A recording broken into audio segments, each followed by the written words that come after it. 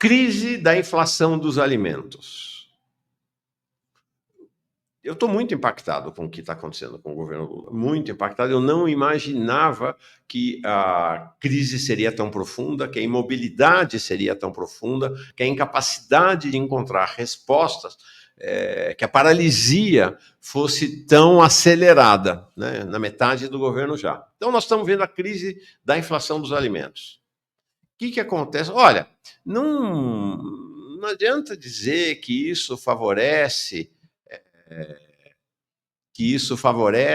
a extrema-direita. Nossa questão aqui é contar o que está acontecendo. E me parece que o que favorece a extrema-direita, por exemplo, é a paralisia do governo no tema da inflação dos alimentos, que castigam os pobres do país de uma maneira brutal. O que favorece a extrema-direita é o aumento dos combustíveis. O que favorece a extrema-direita é a continuidade do aumento dos alimentos. O que favorece a extrema-direita é o aumento da taxa de juros. O que favorece a extrema-direita é o cacete no BPC, é o cacete no salário mínimo, é o cacete no abono salarial. Não é a crítica da esquerda. A crítica da esquerda apenas evidencia isso e alerta e adverte o governo e a base governamental, que olha para onde vocês estão levando. Alguém acha que foi a crítica da esquerda lá nos Estados Unidos que levou o Biden à derrota? Por favor, né? Alguém acha que é a crítica da esquerda que levou à derrubada do governo Scholz na Alemanha?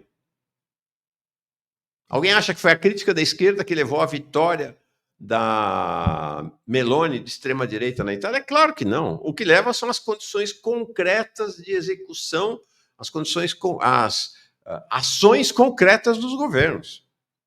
E o que a gente viu nos Estados Unidos agora é isso, né? O Biden governou com base em planilha e estatística e a vida do povo dos Estados Unidos a realidade cotidiana da vida do povo dos Estados Unidos era muito diferente. É o que acontece no Brasil.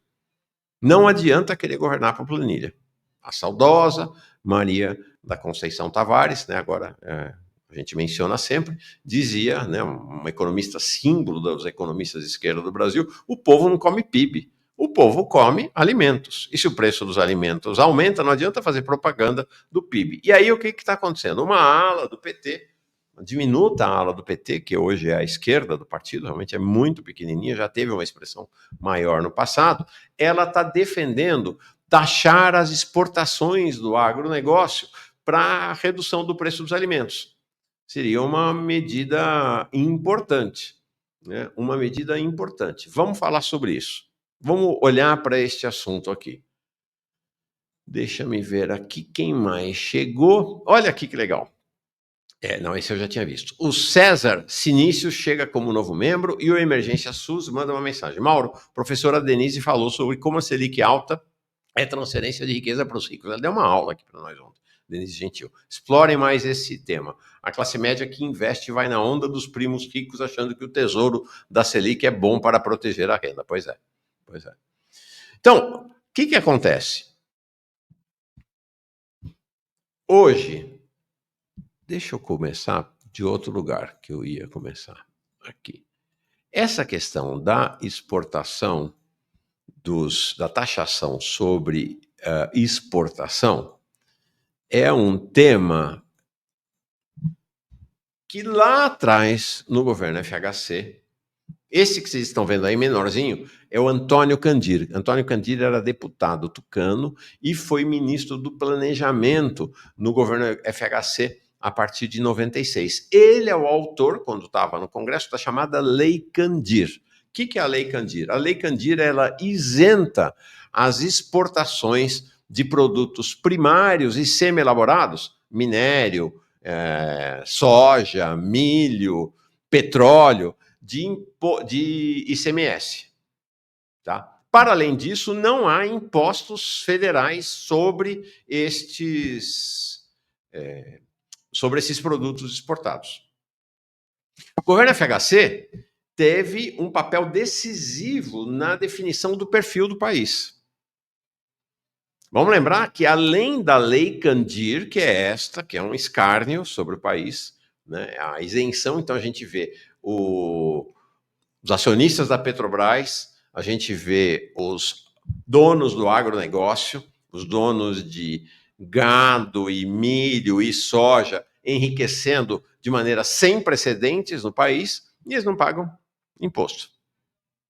Eles não pagam imposto de duas maneiras. Não pagam o imposto de exportação, no caso ICMS ou qualquer outro imposto, e não pagam lucro, né? Não pagam qualquer taxa, qualquer imposto sobre os lucros e dividendos. Então é isso. Os acionistas Gente, tem acionista da Petrobras que recebe de dividendos por ano 150, 200 milhões de reais.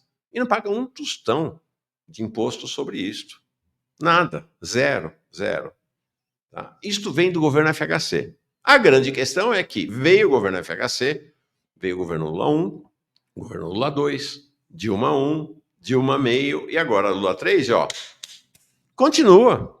A farra continua. A farra continua. Ontem, a professora Denise Gentil nos falou exatamente, foi um dos temas ontem dela, que é o quanto de continuidade, para além das aparências, que há na política econômica estrutural dos governos que vieram depois do FHC. Aí Lula 1, Lula 2, Dilma 1, Dilma meio, Temer, Bolsonaro e agora Lula 3. Ela trouxe um dado, inclusive, estarrecedor. Eu estou pedindo para ela mais informações sobre isso, é que quando você olha para a desigualdade no país, não houve qualquer alteração na desigualdade, na taxa de desigualdade do país, desde o governo FHC até hoje, até Lula 3. Pequeníssima variação em 2 momentos. Nós vamos falar sobre isso. Mas, assim, as linhas mestras que conformam o país, ou que conformam as políticas governamentais, foram dadas por Fernando Henrique Cardoso e não foram modificadas até hoje. Por sinal, então, assista. Se você não assistiu, assista a essa entrevista dela. Ontem ela já está destacada, está aqui no canal, tá? Já está destacada. Precisamos implodir o neoliberalismo e não reforçá-lo. No Brasil só se discute arcabouço fiscal e taxa de juros. Sensacional a entrevista dela, foi muito impactante. E vale a pena assistir, ou antes ou depois, este vídeo do Jones Manuel, fantástico, que é a inaceitável reabilitação de FHC. Fernando Henrique Cardoso fez um governo de destruição nacional em que ele vai descer as minúcias, detalhar as políticas de FHC que, no essencial, se mantém até hoje. São 2 vídeos imperdíveis aqui do canal, se você quiser entender o que está acontecendo no Brasil. Olha o que falou a professora Denise. Separei 3 trechinhos bem curtinhos, que foi muito impactante, de fato, muito impactante. A dívida pública é necessária para aumentar o gasto militar, como no caso dos Estados Unidos, não tem limite para a dívida pública. Quando é para salvar os bancos, não tem problema, pode aumentar a dívida pública. Mas ela também serve como um argumento seletivo para dizer é preciso fazer um arcabouço fiscal. Porque sem um arcabouço fiscal, você não consegue submeter a força de trabalho no Brasil.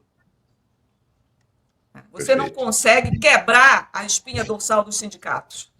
Você não consegue aniquilar com os movimentos sociais. Certo? É esse o papel do arcabouço fiscal. É esse o papel do Banco Central Independente. Muito forte, né? Outro vídeo dela aqui.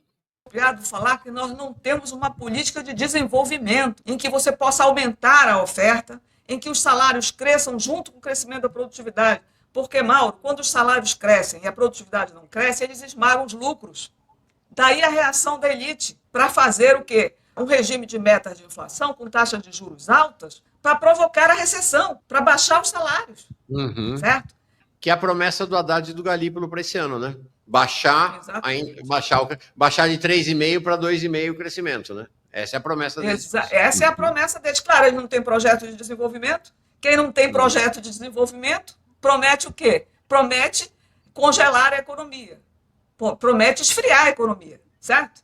Cadê o projeto de reindustrialização do Brasil? Né? Cadê o projeto de incorporação de tecnologias novas? Cadê o pensamento estratégico desse país? O mundo está se transformando num mundo multipolar e qual é? O que é que o Brasil faz? Um anão, vai virar um anão. aqui dentro da América Latina. Né? Uma não, tanto do ponto de vista político quanto do ponto de vista econômico, porque não tem pensamento estratégico. Porque aqui só se discute arcabouço fiscal e taxa de juros. Uma mediocridade, uma pobreza intelectual gigantesca. Mas é esse aqui, O impressionante, né? arcabouço fiscal é um projeto geopolítico de submissão ao capital financeiro, ao capital especulativo, que se agigantou no centro hegemônico, que são os Estados Unidos, e que contamina a nossa economia, né? De tal forma que todo o processo de financiarização que aconteceu lá traz intensos processos especulativos para dentro do nosso país, certo? Então, nós somos frutos, na verdade, nós somos frutos de toda a dinâmica política e econômica norte-americana, certo? Então, a nossa frente tem que ser, antes de mais nada, uma frente anti-imperialista. Porque se nós não fizermos uma frente anti-imperialista de soberania nacional, nós nunca vamos conseguir vencer um arcabouço fiscal, um Banco Central independente e todas essas estruturas de fragilização do mercado de trabalho e de superexploração da força de trabalho que derivam daí, né? Nós nunca vamos conseguir. Por quê? Porque esse cerco, essa vigilância sobre a periferia ficou extremamente aguda. A presença do Trump está deixando isso mais explícito. Mas isso já vem assim no século XXI. Né? Esse aumento da agressividade, o aumento da agressividade militar, o aumento da agressividade financeira, né? A hegemonia do dólar. Acabamos de sofrer, ainda estamos sofrendo, um profundo ataque especulativo que não conseguimos fazer baixar a taxa de câmbio. Você entende? Então, nós nos alimentamos, aqui a elite financeira local, né, se alimenta desse processo de financiarização no centro e reproduz aqui dentro numa escala absolutamente brutal. É isso aí.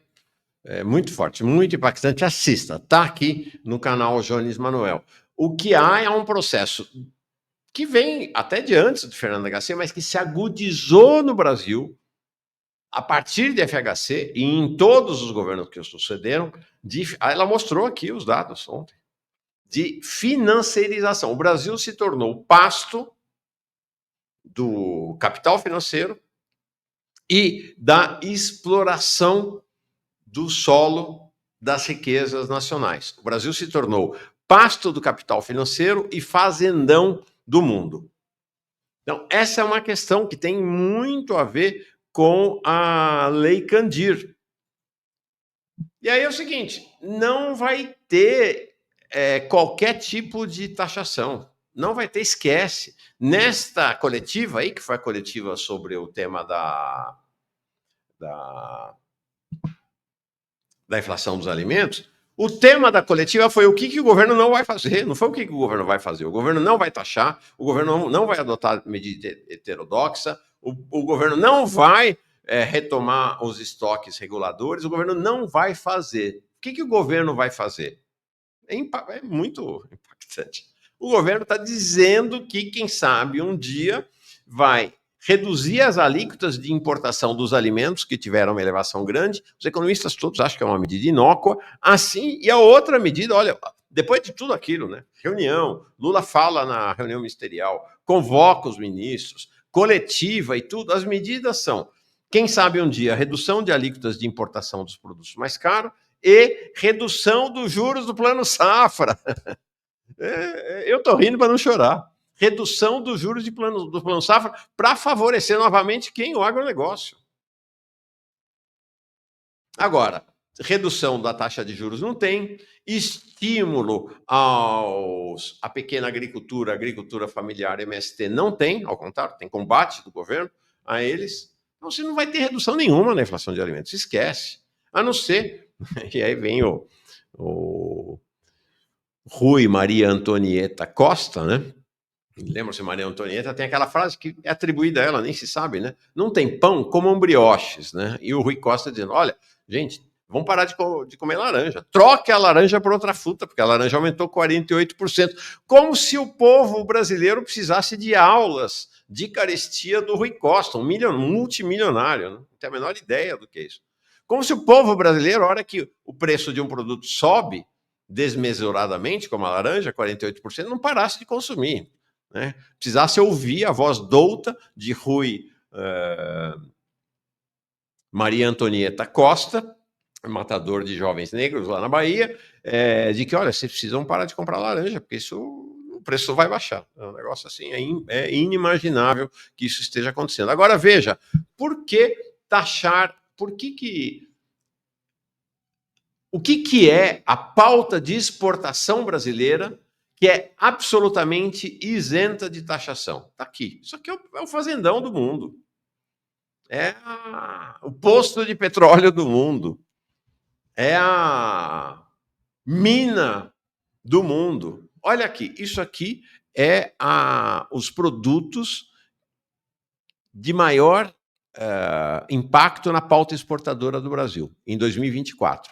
Óleo bruto de petróleo ou de minerais betuminosos, óleo cruz. É o primeiro, 44 bilhões de dólares. Depois, soja. Depois, minério de ferro e seus concentrados. Açúcares e melaços, quarto lugar. Quinto, óleos combustíveis de petróleo e de minerais betuminosos, exceto óleos brutos. Sexto, carne bovina fresca, refrigerada ou congelada. 7, café não torrado. Nem torrar o café para exportar, né? Para agregar um valorzinho. Não, café, né, in natura. 8, celulose. 9, farelos de soja e outros alimentos para animais, excluídos cereais não moídos, farinhas de carne e outros animais. E 10º, carnes de aves e suas miudezas comestíveis frescas, refrigeradas ou congeladas. Isso é o retrato, que é o que falou a Denise ontem, né? Isso é o retrato de um país financiarizado que se tornou o fazendão do mundo. Sabe que impostos eles pagam para essa exportação toda? Zero, nenhum. Nem o ICMS para exportação, nem existe um imposto de exportação sobre esse tipo de produto e nem existe ICMS para esses produtos todos. Bom, e depois, na hora de retirar o lucro das empresas, que os capitalistas brasileiros são proprietários, também não pagam juros nem dividendos. Aí eles vêm dizer que o Estado está quebrado, que precisa cortar o BPC, que precisa cortar o salário mínimo. Deu para entender a lógica? Deu para entender a lógica? Né? Olha isso aqui é um gráfico muito interessante, que é a representação no tamanho, né? No tamanho na exportação brasileira. Então você vê, isso aqui é o tamanho real, né? Então, essa página toda é 100%. Então, vai dando aqui o tamanho de cada um. Olha a soja, 14. Óleos brutos de petróleo, betuminável, 13. Minério de ferro, 8,9. Café não beneficiado, 3,2. E aí vai, açúcares e melaços, aqui do outro lado, do lado esquerdo, 5,5. Não tem um produto industrial aqui. Zero, esquece. Não tem produto industrial. O Brasil é o fazendão do mundo. E no universo total, né, da exportação dos produtos pelo agronegócio, que encarece, né, a gente sabe que encarece, que faz a fortuna aí de 0,01% da população brasileira, e a desgraça dos demais é soja, disparado, 53,9%, carnes, açúcar e álcool, celulose, madeira e papel, café e milho. Esses são os principais produtos exportados do total de produtos do agronegócio. Esses aí representam 84% da exportação de agro no país, tá? De agro no país. Aí vem alguém... Bom, o ministro... Nenhum ataque pessoal a ele, tá? Mas o Paulo Teixeira já foi da esquerda do PT. Essa esquerda hoje muito diminuta, né? Tem lá o Breno, Walter Pomar, José Genuíno, irrisória praticamente, do ponto de vista, não do ponto de vista da personalidade de cada um, né? Mas da expressão efetiva no interior do partido. Né? Paulo Teixeira foi da esquerda do PT, agora ele está dizendo isso, né? O presidente não vai tomar medidas heterodoxas para reduzir o preço dos alimentos e está numa situação de confronto aberto com o PT, com o MST. Já mostro já. Olha aqui, até a mídia burguesa, isso aqui é uma reportagem do UOL, que eu localizei de 2020, governo Bolsonaro. Brasil esvazia estoques de alimentos e perde ferramenta para segurar preço. Até a mídia burguesa reconhece que os estoques de alimentos do governo federal são uma ferramenta para segurar preço. Sabe o que tem de estoque de alimento no país? Não tem nada. Não tem nada. Aí o presidente da Conab, o Edgar Preto, vocês estão vendo aí, foi candidato. Eu vi ontem uma reportagem lá do site do PT, quando ele era candidato a governador do Rio Grande do Sul, prometendo encher o prato do povo. Pois é, olha só, olha só.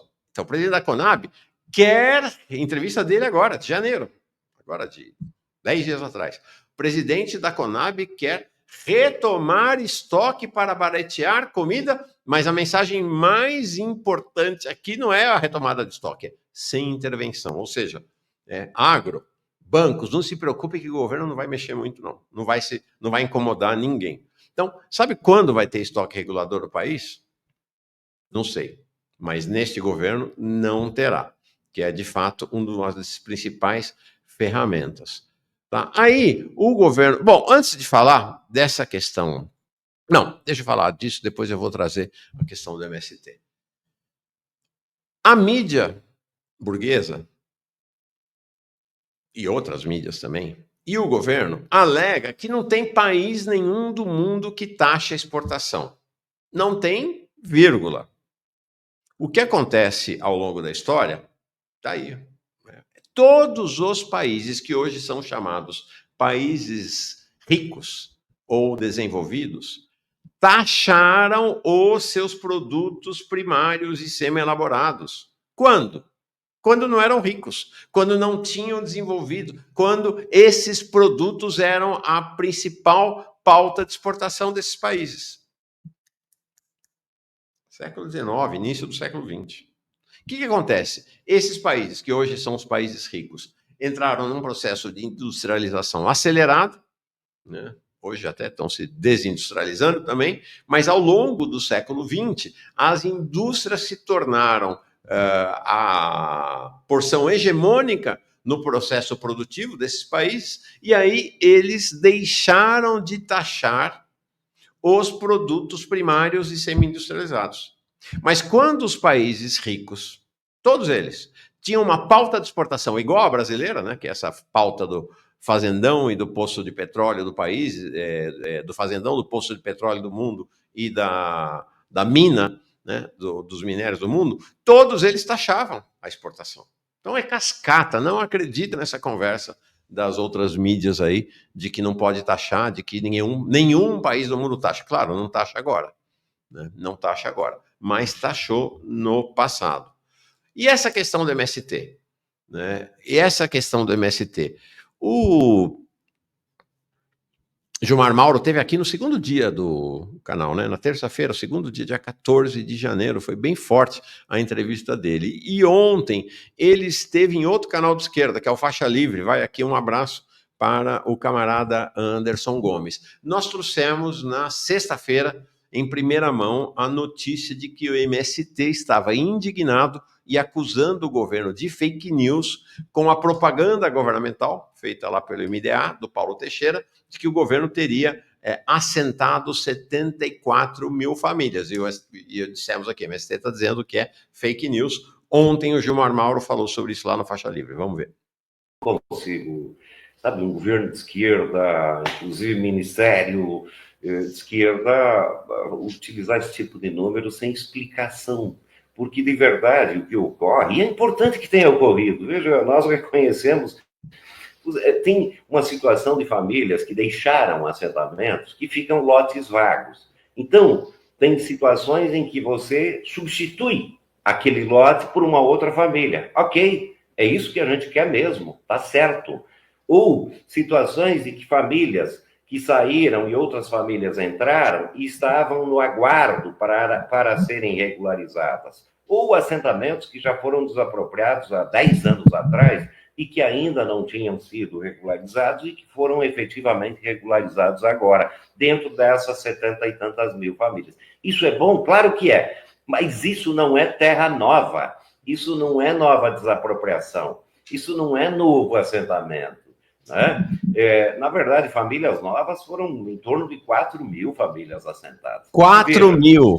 Até é simples. Sabe qual é o orçamento que estava previsto para esse ano, inclusive, para a obtenção de terras pelo LDA? 400 milhões. 400 milhões. Veja, se eu pegar que cada família custaria 100 mil para ser assentada, ora, nós temos 65 mil famílias muito antigas que estão aguardando para serem assentadas. Mas vamos fazer um cálculo aqui na coxa, na perna. 65 mil vezes 100 mil precisaria 6 bilhões e meio, enquanto você tem 400 milhões. Esse é o problema. Essa turma não estudou matemática, entendeu? E isso nos incomoda enormemente, porque, aliás... Deu para entender? O Ministério do Desenvolvimento Agrário, ou seja, o governo Lula, divulgando fake news em relação ao total de família assentada. Falaram em 74 mil famílias, foi o número da sexta-feira, e o João Amora está dizendo aí, na verdade foram 4 mil. E aí, quando você olha para o cenário da inflação, dá para entender, né? Porque o MST está sendo tratado a pontapés pelo governo Lula. Essa é a verdade. Agora vem dizer, né? Porque falam do canal Jones Manuel, vocês ajudam a extrema-direita. E aí, o MST está ajudando a extrema-direita, é isso? O MST agora é linha auxiliar do Bolsonaro?